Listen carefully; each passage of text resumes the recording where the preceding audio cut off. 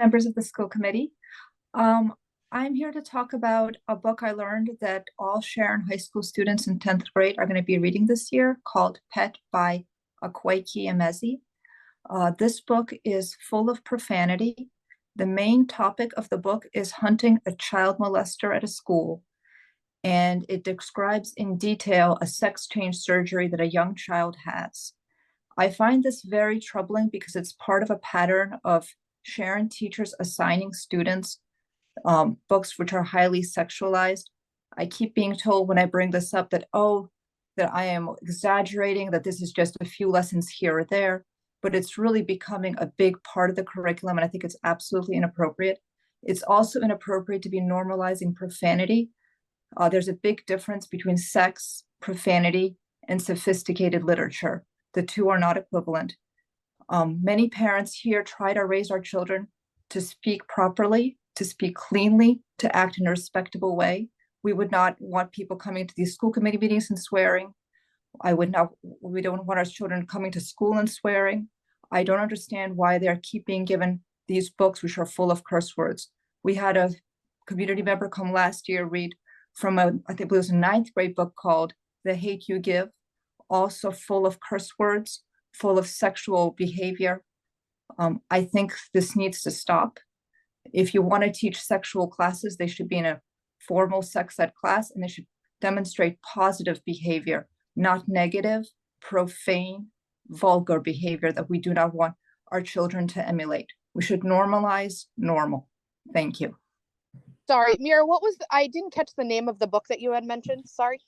The book is called Pet, as in like a pet animal, but and it's by Akwaeke Emezi.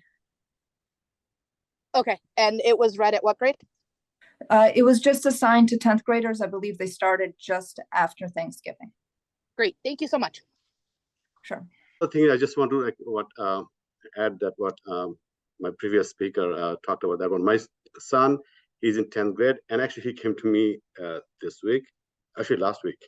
He said I talked about this book, and I was concerned. The reason is that was in his English class, and I'm fine. They can read any literature, anything is fine. But after that book, the teacher actually had a presentation to explain biology. I said, like, is it a biology class or sex ed class? He said, no, it's my English class. I don't know. Is it agenda is to teach kids English or something else? And again, he's doing the opt out, all the stuff. It's fine, but can you finish the thought, Mr. Masood? You're out of time. Yeah. So just to make sure that our school committee really looks into that one, like the study should be focused, not like mixing sex ed, biology, and English together. Thank you very much. Address one of the school improvement plan goals presented by Dr. Botello, specifically number 4, DEI. It reads, by June 2025, we will develop and implement mechanisms to assess and improve students' sense of belonging and equitable access to learning opportunities, especially in co-curricular activities and clubs. This will be evidenced by the analysis of related equity data and a multi-year plan to increase students' sense of belonging and equitable participation among diverse economic, cultural, and ability learning profile groups. This edubabble nonsense means nothing. Have we not been improving student sense of belonging all along? How does one measure sense of belonging and equitable participation? Do we need several overpaid administrators to implement this?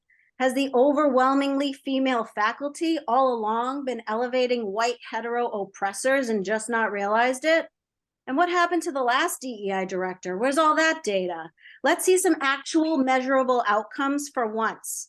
Next, find me a single study that shows that DEI brings people together. They don't exist.